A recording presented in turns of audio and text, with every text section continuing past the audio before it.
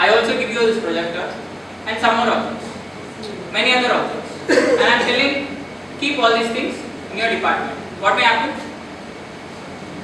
I am sending everything from here. You have to take everything. Okay? This is one scenario. Another scenario is I have a bag. I keep all these items, whatever I want, into that bag, and now I am sending you, which will be easy for you. You will take a bag and go. That is easy, right? Now that everything has reached safely to the department. This is happening, right? So sending through the bag makes it more sense, right? So that is a P. So in the HTML file, you saw something like ID, name and designation, right? That was separate things. Now I am trying to put everything into a single bean. Bean is nothing but a Java class with only fields. Okay? So I want the employee to have fields like his ID, name and designation, and so that I am calling it as a bean, and I am generating the getters and setters. Okay? What are getters and setters? Just to get it from the client, setters is set it there in the getters. Simple as that. And later I will show you how to generate also. What happened? To be created. On the other side, what we want all these data to be persisted to the database, right? So I want the servlet to connect to the database server now. So for that we have certain steps. You have learned about JDBC and all that? You haven't learned. Okay. I'll tell you what is JDBC. So before that we need to know what is JDBC.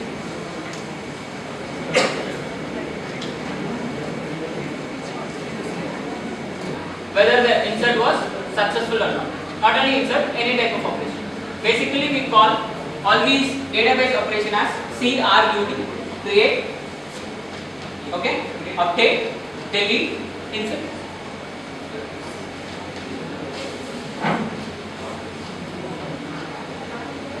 Okay, so this is the,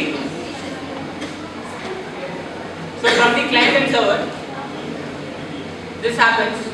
And for this also, we need a port number, okay? And we would require a port number for this also. 1520 or some port number has to be configured between the database server and your servlet. Okay, this client, the client to the database server is what? The servlet itself. From the HTML, that is a browser, that is my client. I am sending the request to the servlet, and servlet becomes the client for the database server. Okay, database is going to insert the value, return the control to the servlet. Servlet is going to build the response. The response is going to be shown in your browser. Okay, this is the workflow. So this is what is going to happen. And here we come across one difficulty. What is the difficulty is, here everything is Java object, and here everything is tables. Right? Everything is a form of rows and columns. We call it relations. And here everything is Java object. Okay? So you need to convert it into tables, right? Some format understandable by your database server. And the response that your database server is going to be giving will be in the form of string. Okay? So for that you have certain steps.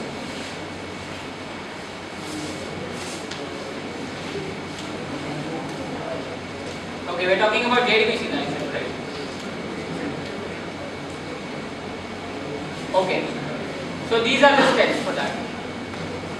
I'll paste it and I'll tell you what are all these.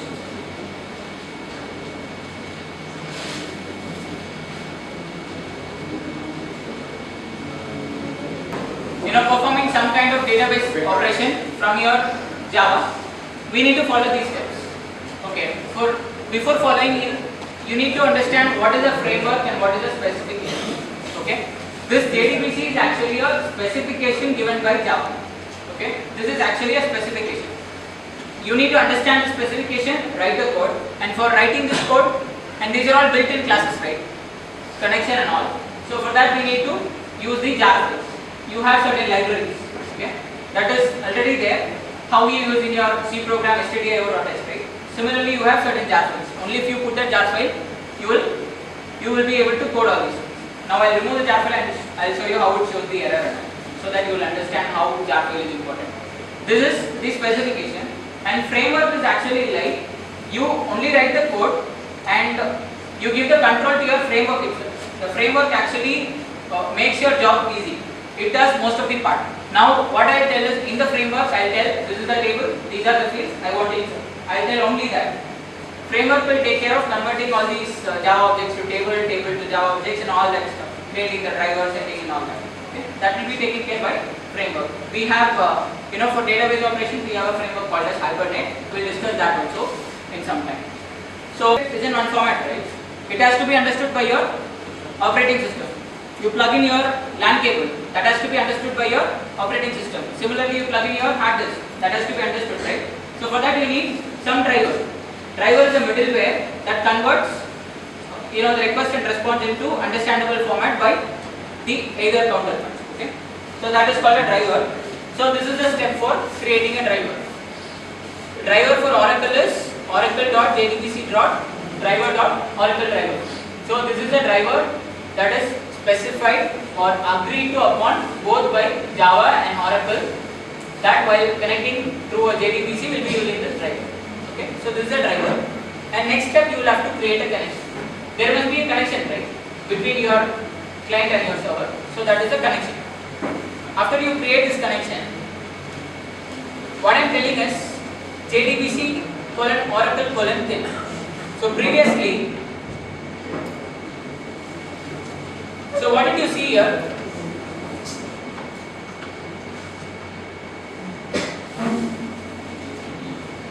Now we are going to compare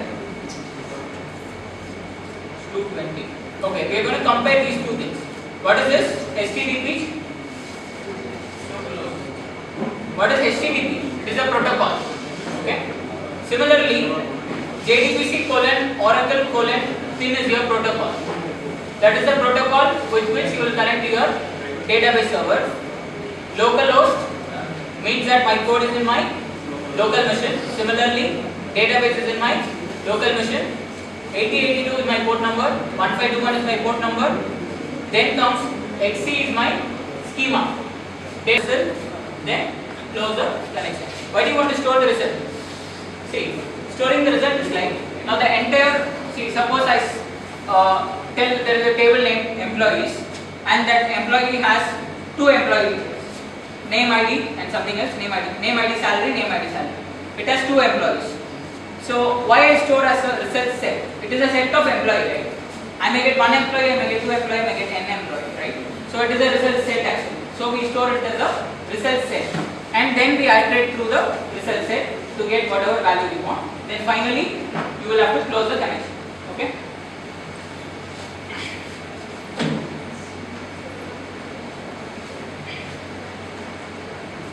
So what is the query here?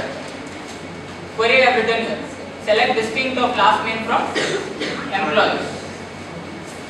Now I will try to show this program also, so that you will be happy that it works. From the servlet, I am saying to get HTTP request and response. So I am going to get three values, right? Name, ID and designation. So I have created name, ID and designation. So request.get parameter of name. Whatever name I am getting from the browser, I am giving it here. And ID I am giving it here. And designation, request.get parameter of designation, I am storing it in designation of string type. Okay. Now what I am trying is, I am trying to build the response. Okay. So for building the response, I am saying the content type will be text or HTML. So before that you need to know how a response will look like. So a response will look like this only. Okay. So I need to tell the browser that the response that I am going to send is of HTTP type with text or HTML patterns. So that is what I mean. The response needs this, right? Only if this line is there, the browser will be able to understand that the response is for the browser. So this is the line that we are writing it here. Response dot set content type of text HTML, and I am building a HTML file. HTML body, and inside the body I want a message that success. After if I insert, I want a success message. This is going to be the body. So now I'm creating whatever JDBC stuff you have seen. See, I'm creating a connection. I'm creating a prepared statement. Into the prepared statement, I'm inserting all the values. Whatever I got from my browser. Okay. Set string so that you understand for what it is being written. Every literal, you call literal, you don't call it alphabet in Java. Every literal in Java has its own meaning. Okay, understand that and learn. You have sessions and cookies also.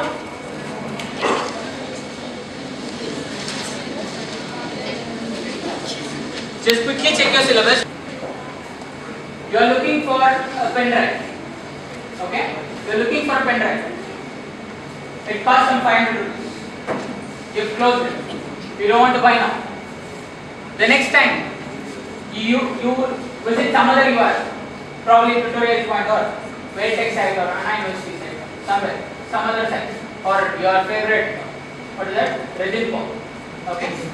You visit one such site, and to the right corner or top or bottom or somewhere, you will find an ad for pen drive. You have seen that? You will find some ad, right? So how it comes? See, now the logic is you are viewing the browser, and suppose you are in this age, right? I am placing an ad for a mixer grinder. Okay. What is the ad for? The ad is meant to promote my business. I want you to click the ad, come to my site, buy it, right? So now suppose you are a student, or you are in this age group, and I am placing a mixer grinder ad there, or a juice maker ad. Okay, what will happen? My business doesn't get promoted. You will just ignore. You will be least bothered. You will ignore and you will carry on with your work. Okay. So I wanted to know your interest from your previous visits, and I wanted to target what is your interest. I just wanted to place it in your site. Okay. Wherever you are visiting, I wanted to place it there. This is a business logic, right? So it was just for this purpose cookies were introduced. By cookies is actually a small piece of information. When you visit this Amazon.in, a small piece of information without your knowledge is being placed in your temp files. You have temp files, right? TMP FILE. There is a folder, temp files. It is actually a hidden folder. If you open your machine and give ls-a, you will see your temp folder. In the temp folder, this small piece of information is kept without your knowledge. Okay, this small piece of information is actually called as cookies. Now, we saw this servlet and client communicating, right? The client was sending a request, and the servlet was actually sending the response, right? So, in the response, this cookie will also be placed along with the actual response. Now, we got success, right? With this success message, the cookie will also be placed, and this cookie will come along with the response. It will reach your browser, and from the browser it will reach your temp files. Okay, it will be targeted to your temp files. The next time you visit some other URL, okay, that URL, you are sending a request, right? Your browser, what it will do, it will take this piece of information from the temp file, it will place it into the request object and send it to the server. Okay, the server will understand that you are interested in that pen drive, and it will show that pen drive at somewhere. You are getting how this works? Nice concept, right? So now I will not be able to make an Amazon site for you. I will just show you a demo how this cookie works. Okay. You have accountant now. Redbus. How many of you have accounted Redbus? No one. How many in Facebook? Almost zero. Okay. Now I don't have one. So let me talk about this Redbus itself. See, now you log into your Redbus or your net banking probably. Everybody would have used this net banking, right? So you give your login name and your password.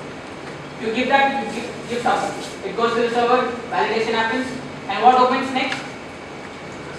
Your profile page. Okay? It says that welcome to net banking, to this bank and all. You have all these offers. You have these are the accounts you have. Suppose you have one savings account, you have one current account, and that. So it shows all these accounts. And after you click view balance, okay, it shows somebody else's balance. What will happen? It will show somebody else's balance. What will happen? Some mischievous thing will happen, right? Obviously.